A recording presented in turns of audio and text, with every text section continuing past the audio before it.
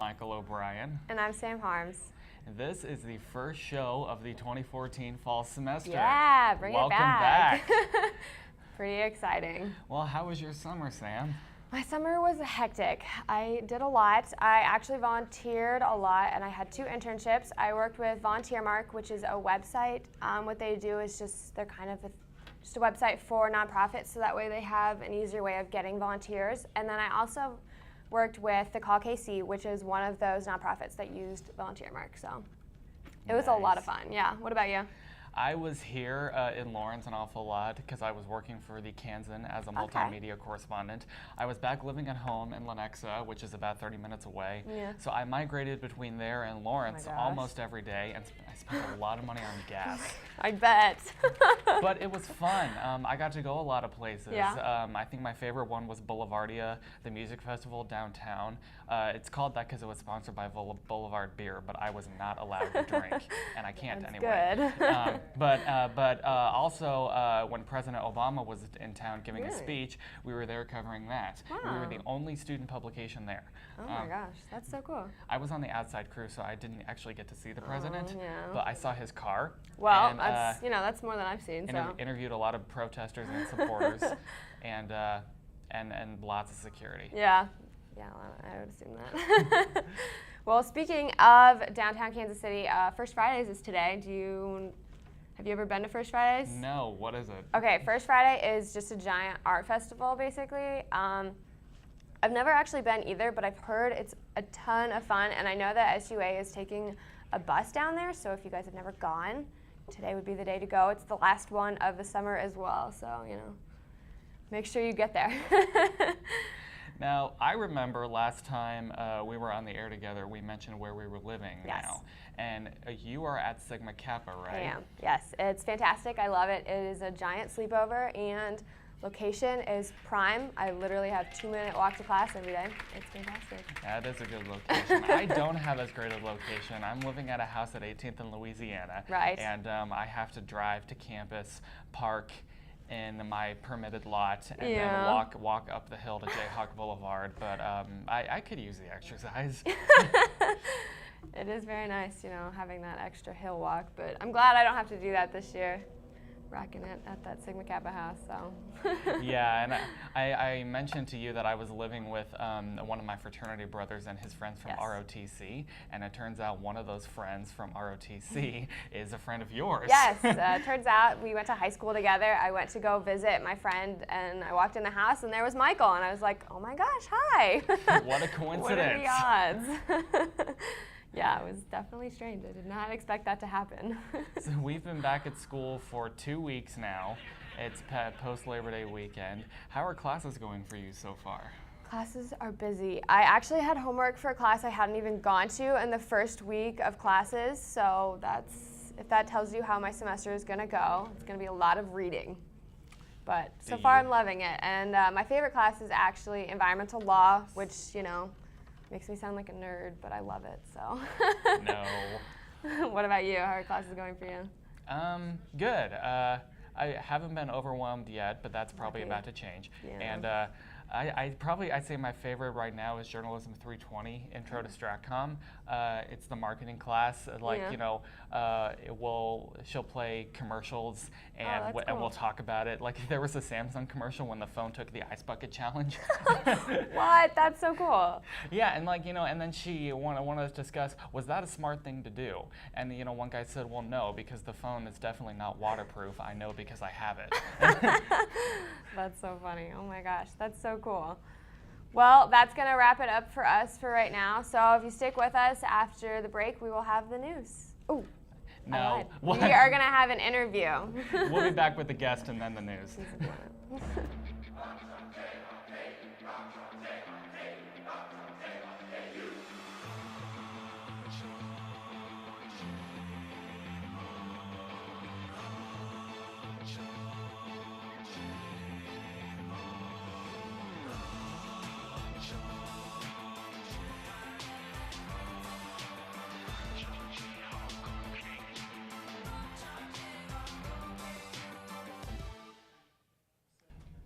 Hey folks, welcome back, and I'm here with a friend of mine who also happens to be in my fraternity.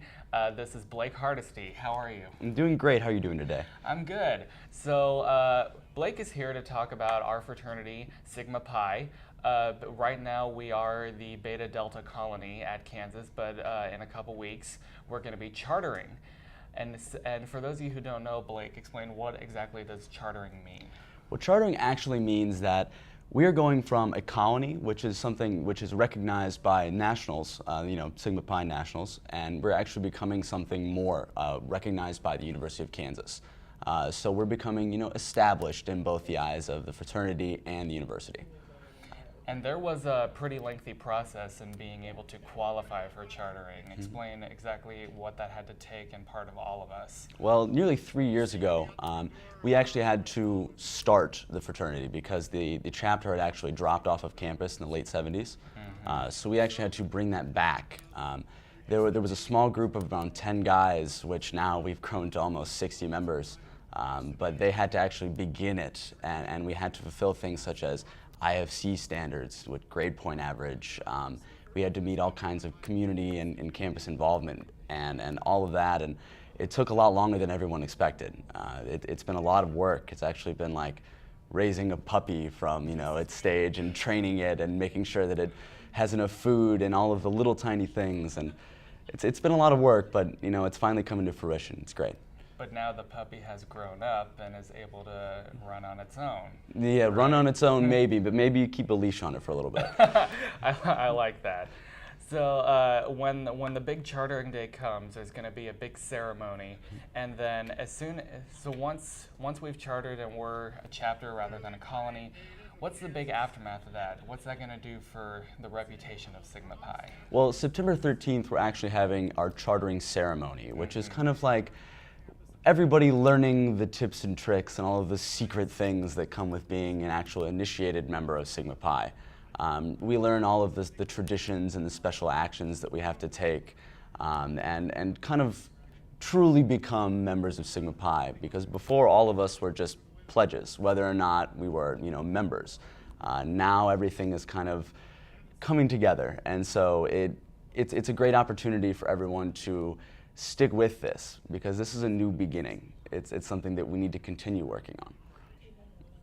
Well, I'm really excited about it. I am too. It's definitely an opportunity for everyone to show their stuff and to make it happen, because like I said, it's not just we're there, it's now we're here, and we have to continue doing this and make sure that everything stays on the right track, because at any point we could fall off, and no one wants that to happen. Oh no.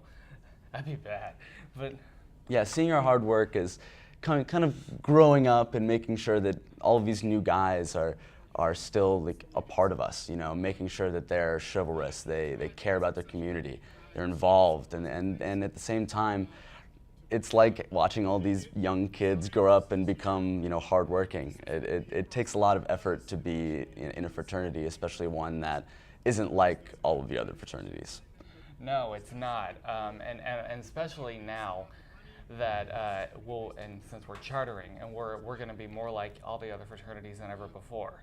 So that's Blake Hardesty with Sigma Pi, and for any of you gentlemen watching, we are still recruiting. Always. Always, year round. So we're going to take a break now and be back with the news. Where you go to college makes a statement about you. This place will become a part of you, your identity for life.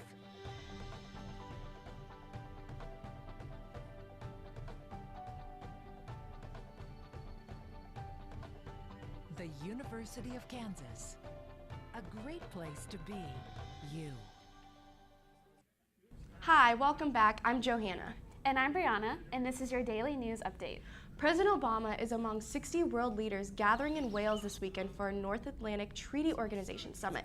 Topics for discussion include potential war zones in Ukraine, Iraq, and Afghanistan. This is the largest gathering of the world leaders to meet in the United Kingdom. Although the meeting does not include Russia's President Putin, Russia is not a member of NATO. Campus police placed Johnson County Community College under a lockdown late yesterday afternoon. Reports of a female on campus with a weapon caused officials to lock down and search the Overland Park campus building by building. No suspect was found, and the classes are expected to resume as normal this morning. Nearby, St. Thomas Aquinas High School was also on lockdown as a precaution. Across the state line, a punctured gas line forced another 200 people to be evacuated from UMKC's Health Sciences building.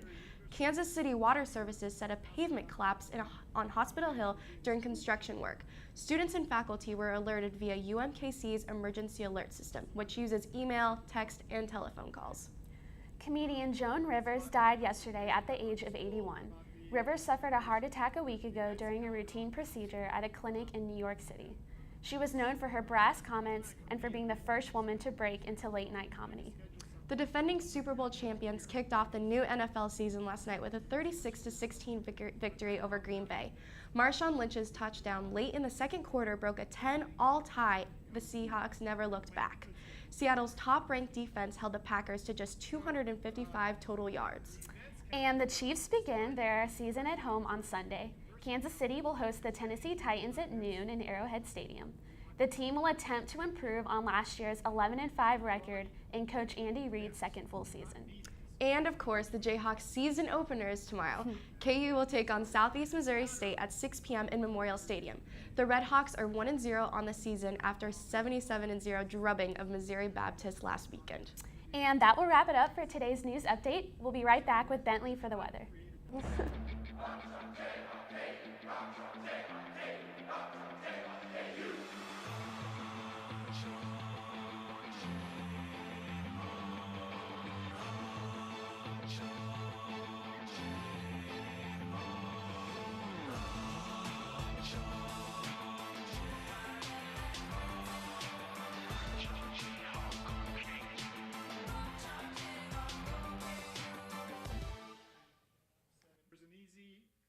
And we're back with Bentley for the weather. She's on the roof of the Union right now.